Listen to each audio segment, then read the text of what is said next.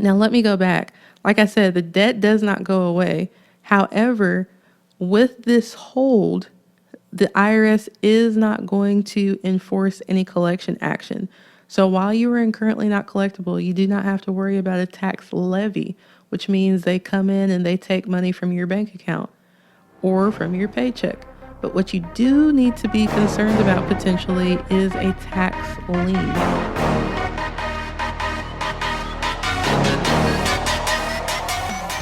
Welcome to the Tax Relief with Timalyn Bowens podcast. Are you behind on taxes? Is the IRS threatening you or your business? Are you overwhelmed and confused about how to resolve your tax issues? Let's join Timalyn as she explains your options and how she may be able to help. Timalyn Bowens is America's favorite EA. Hey family, back in the studio for episode 18, and today we're going to talk about how you can temporarily delay IRS collections. All right, and when I say temporarily, please keep note of that part. This does not make them go away forever. It just gives you a little bit of breathing room. Now, we're in the beginning of December, and with holiday time, people face different things. It's not a happy time for everyone. All right. And that's why I want to talk about this today. With holiday depression and financial strain, statistics tell us that the suicide rates go up during this time of year. And, fortunately for me, I have not had a client who's caused harm to themselves because of their back tax issues. I wish I could say the same for some of my colleagues or even employees of the IRS. So that's why I wanted to do this episode right now. So if you're facing a back tax issue that is just overwhelming you, I want this episode to be that light of hope so that you know that you have options. Now, if you think that you may potentially cause harm to yourself, I do want to also let you know that available 24/7 is the National Suicide Prevention Hotline. You can call them at 1-800-273-8255. But you may be like me, and sometimes you want to talk to somebody, but you're like, man, please don't call me. I don't want to talk on the phone. If you're that type of person, also available 24/7 is the crisis text line. You can text them hello at 741-741. All right. Because you already know, if you've listened to this podcast before, that I'm a firm believer that back taxes shouldn't ruin your life. All right. So once we have somewhat addressed that issue, let's move over to what we can do about this IRS situation so that you're no longer feeling as much strain and stress from it. So when we look at temporarily delaying your IRS collection process, the formal name is currently not collectible. So you want to move your account into currently not collectible status. So we're going to look at what currently not collectible status is and why it may be a good option for you. So with currently not collectible status, it is a temporary, you hear the emphasis on temporary collection hold on your account until your financial situation gets better. Now, the debt doesn't go away. The IRS just believes you can't afford to pay. Now, if you've been following along, you know already that your definition of can't afford to pay is not the same as the IRS definition of can't afford to pay. So you can't just call and say, hey, I can't pay this bill, and they're going to be like, oh, all right, Merry Christmas. No, we still have to prove that your income has changed substantially and also show what your expenses look like. So if you're already on the email list, you have the back tax negotiation checklist, and you know one of the things that you need to look at before calling the IRS is the national standards. Sometimes we look at local standards depending on where you live. What this does, it gives you an idea based on your family size and where you live in the country, the amount that the IRS will automatically allow you for certain expenses. So for example, someone living in Louisville, Kentucky that has a family of 4 is going to be allotted a certain amount of money for expenses such as a rent or mortgage, for a car, gas. So if you go to the IRS and you are making less than that amount right now and you're not able to pay your other bills, the IRS most likely is going to deem you not able to make payments right now and move that account into currently not collectible status. But how do we prove this? If you're self-employed, a lot of times you will use a merchant system. So maybe you use Square, maybe you use PayPal. And by using a third-party system like this, it is going to save you, not just when you do your taxes to have to prove that you have income, but if you find yourself in a situation like this, to prove that you don't have any income.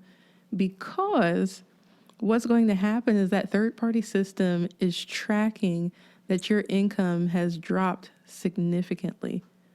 If you've lost hours from an employer, showing those check stubs is also going to do the same thing. So what you're going to want to do is when you get on the phone with the IRS, you want to make sure when you make this request, you already have your I's dotted, you have your T's crossed. You want to have the information you need to prove that your financial situation has changed. So it may be that third-party merchant processing system report, or it may be check stubs to show, and you want proof of the amount of people in your home that you have to take care of. Typically, they'll look at what's on your last tax return, if that's changed. So you've had either a new child born, or now you're married, or there's been a death in your immediate home. You want to make sure you share this information as well. So the correct amount will be allotted to you for those standards. And again, those are the national living standards. And then for some of the expenses, we look at local living standards. You'll know which is which, again, if you already have your back tax negotiation checklist. Now, let me go back. Like I said, the debt does not go away. However, with this hold, the IRS is not going to enforce any collection action. So while you are in currently not collectible, you do not have to worry about a tax levy, which means they come in and they take money from your bank account or from your paycheck. But what you do need to be concerned about potentially is a tax lien. So with a tax lien, the IRS files this with your city, your county clerk to protect their interest. And I'm not going to go into all the details with that now, because if you want to know more about what a lien is and how to remove it, you can check out an earlier episode where I went into more detail about what a tax lien is.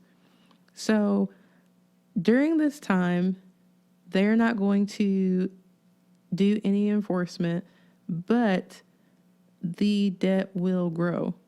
Okay? This does not stop penalties from accruing. It does not stop interest from accruing. But here's the good news for you. Depending on how long you've had this debt, you may be at the end of the road if you can get to currently not collectible status. The reason being, if you've been listening, you know that the IRS has 10 years to collect on this tax debt from you unless there is a tolling event. And a tolling event is going to extend the amount of time that they have to collect from you. Well, guess what? Currently not collectible status is not a tolling event. So just because you can't afford to make payments right now, the IRS doesn't penalize you and say, well, this year that you can't make any payments, we're going to add that back on. No, that means the clock is ticking and you have a little bit of breathing room to get back on your feet. All right. So again, when you make this request, you want to make sure you have third-party documentation to show what your actual living expenses are if they are above the standards. You want to make sure you have third-party documents to show what your income is. They may also ask you to do a Form 433-F or A. If you have a business, they may ask you to do a 433-B as well. And what this does, you're going to list out your different assets. You're also going to list out your different income sources and then your monthly expenses to see, according to the IRS, what you can afford to pay.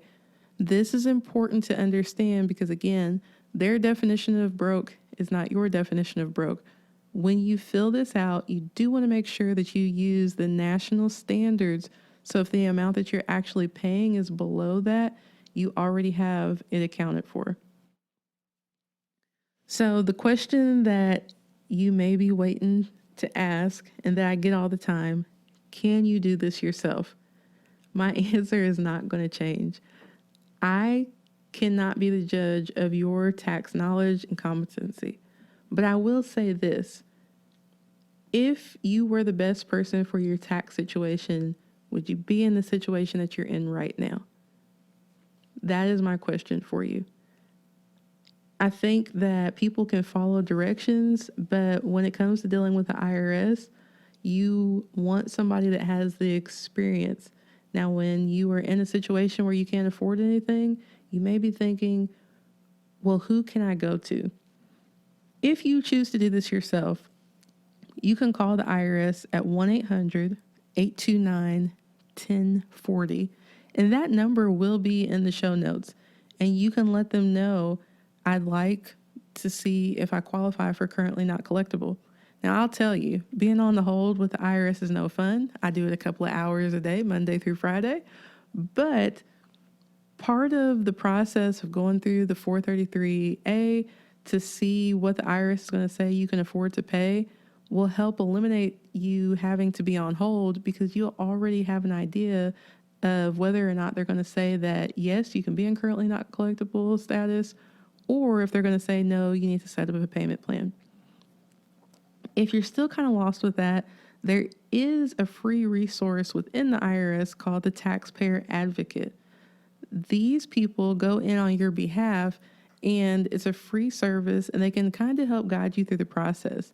That number is 1-877-777-4778. Now, it is going to be a government agency. You're going to have patience. The lines are long, but if you're in a situation where you need that, you got to do what you got to do, right? The last option would be to hire a tax professional, but I will give you the disclaimer. If you call me, it won't be free, but it will be worth your while. Now, like I said, I wanted to offer you hope with this episode, and no matter what you're going through right now, I would hope that you don't cause harm to yourself. And I know that people during this time of year, prayer is a big word. And don't get me wrong, I most definitely believe in prayer. But for people that also do, I will remind you that prayer is definitely a faith thing. And faith without works is dead. So you still have to take action after you pray. Just like I tell you guys, the pray and wait method does not work with taxes.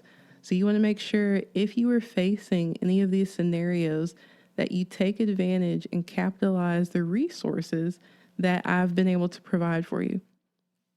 So you may be thinking, whoo, this was a grim episode, does not apply to me. Well, guess what? It applies to somebody in your network. It applies to somebody that's in your phone contacts. Will you do me a favor, and on my mission to fill the tax literacy gap one taxpayer at a time, will you share this with your network? People going through these emotions and problems are not going to raise their hand and advertise it. So you'd be doing me a favor as well as your network by sharing this out. Because back taxes shouldn't ruin your life, and they also shouldn't end your life. I'd like to thank you for taking the time to listen today. I'd like to thank Jim Ray Consulting Services for helping me get this message out to you. I hope you found the information helpful. Did you know 1 in 50 people have a tax problem? Please share this episode with your friends and family, because you never know who may need help. Again, thanks for listening. Hey, just as a reminder, this podcast is for informational and educational purposes only. It provides a framework and possible solutions for solving your tax problems, but it is not legally binding. Please consult your tax professional regarding your specific tax situation.